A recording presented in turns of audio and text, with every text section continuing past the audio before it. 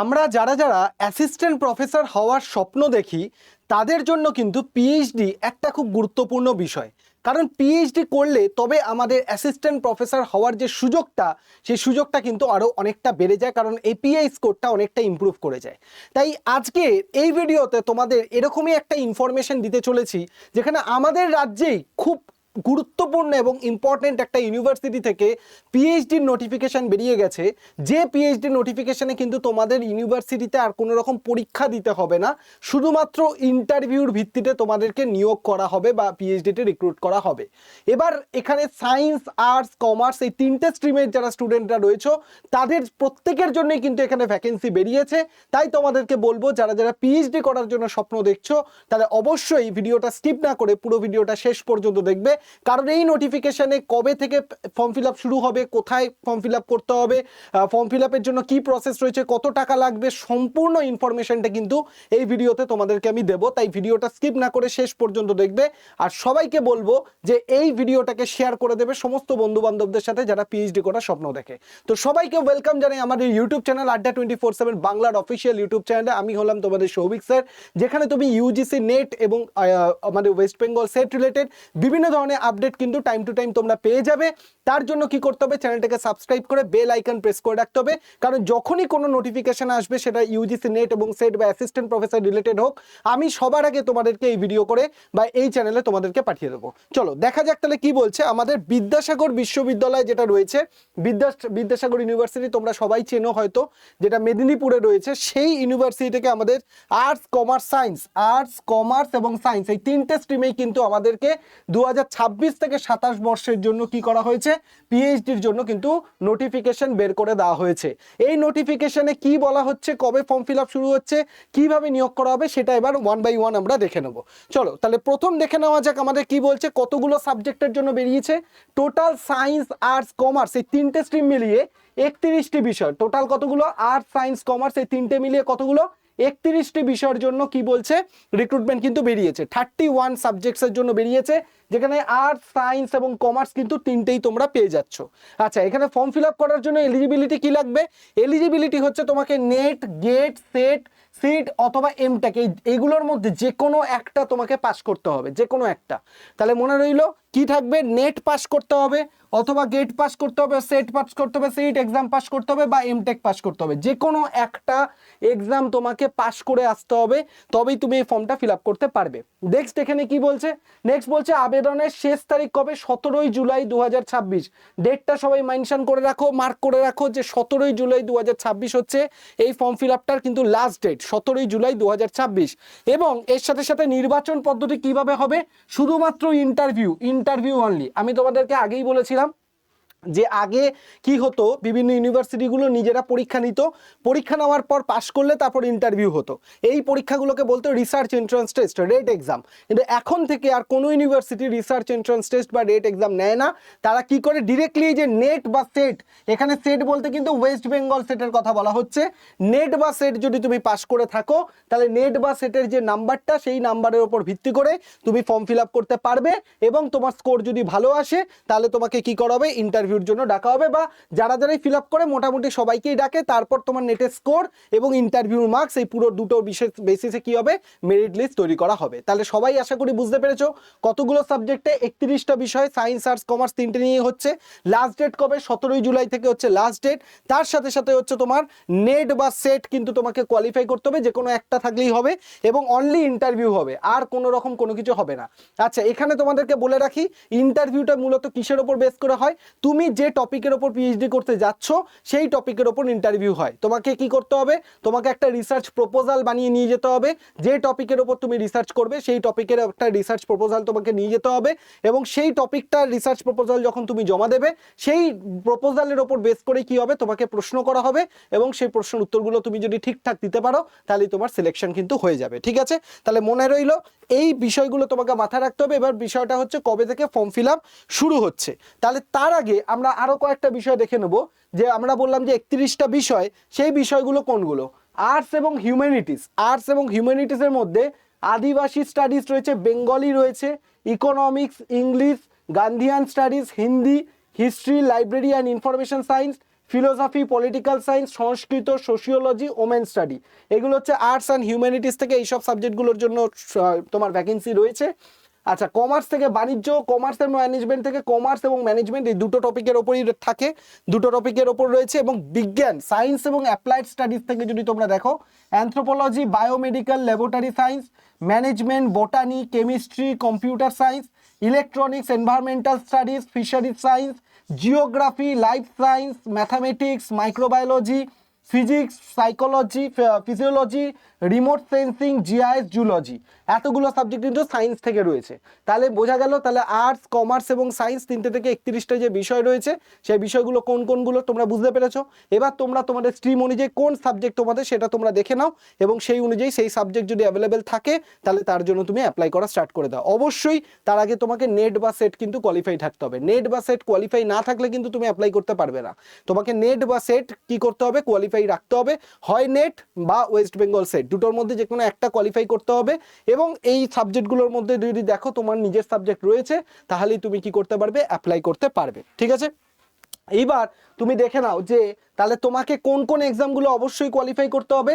UGC net, হয় UGC net না হলে ইউজিসি সিএসআইআর নেট, দুটোর মধ্যে যে কোনো একটা, বা গেট বা সেট বা সিট বা রেগুলার এমটেক, এই যে এক্সামগুলো তুমি দেখতে পাচ্ছ, এই এক্সামগুলোর মধ্যে যে কোনো একটা তুমি যদি কোয়ালিফাই করো তাহলেই তুমি ইন্টারভিউতে ওখানে জন্য অ্যাপ্লাই করতে পারবে। কিন্তু এখানে যদি তুমি একটাও না কোয়ালিফাই করো, তুমি শুধুমাত্র মাস্টার ডিগ্রি রয়েছে, তুমি কি করলে ফর্ম ফিল আপ করতে গেলে, তাহলে কিন্তু হবে না। এইগুলোর মধ্যে যে কোনো একটাকে তোমাকে কোয়ালিফাই করতে হবে অবশ্যই করে। ঠিক আছে, এরপর তুমি দেখে নাও যে এখানে অ্যাপ্লাই করার জন্য আর কি কি এলিজিবিলিটি রয়েছে।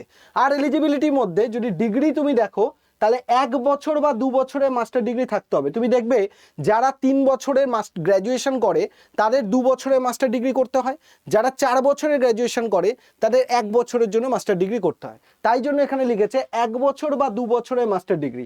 যারা 4 বছরের ব্যাচেলার ডিগ্রি করে তাদের 1 বছরের মাস্টার ডিগ্রি, আর যারা 3 বছরের জন্য গ্র্যাজুয়েশন করে, ব্যাচেলার ডিগ্রি করে, তাদের 2 বছরের জন্য মাস্টার ডিগ্রি অবশ্যই কোয়ালিফাই করতে হবে বা কমপ্লিট করতে হবে।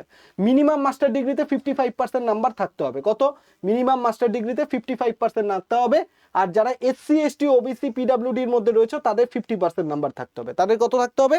তাদের 50%, 50% নম্বর তাদের জন্য থাকতে হবে। ঠিক আছে, এইবার তুমি দেখে নাও যে তুমি যদি 4th বা 8th সেমিস্টারে ব্যাচেলার ডিগ্রি অনার্স হও, তাহলে কি তুমি দিতে পারবে?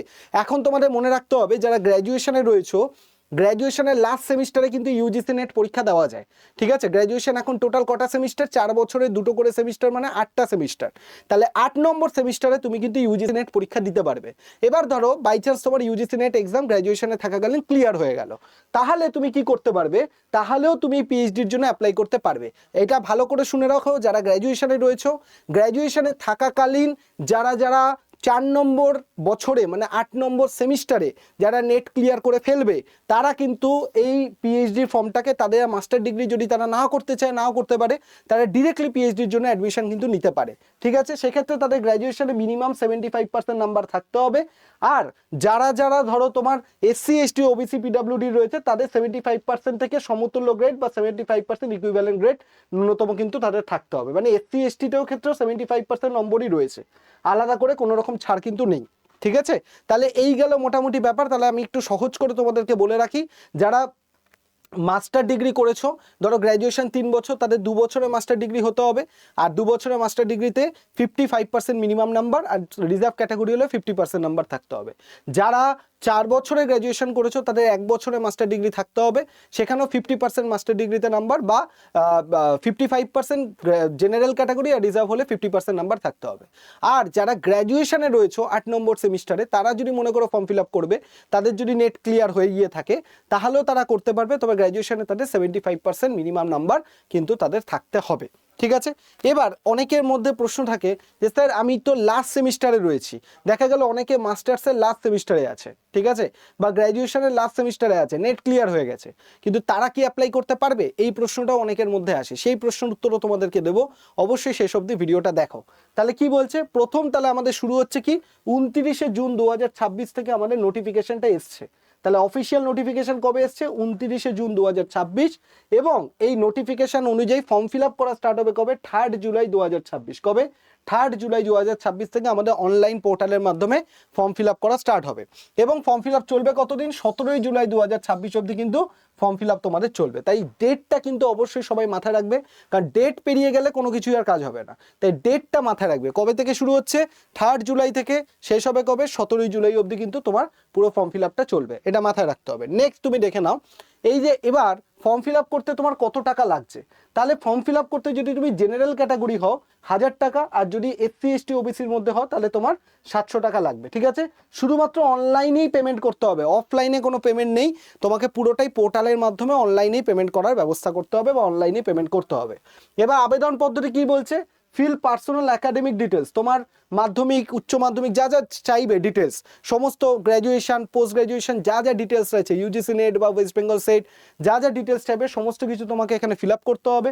তার সাথে সাথে কি বলছে, তোমাকে তোমার ফটো বা সিগনেচার এগুলো আপলোড করতে হবে এবং তোমার পে অ্যাপ্লিকেশন ফি, তারপর তোমাকে অ্যাপ্লিকেশন ফিটাকে তোমাকে কি করতে হবে, তোমাকে অ্যাপ্লিকেশন ফিটাকে দিতে হবে, দিয়ে তোমার ফর্মটাকে সাবমিট করতে হবে।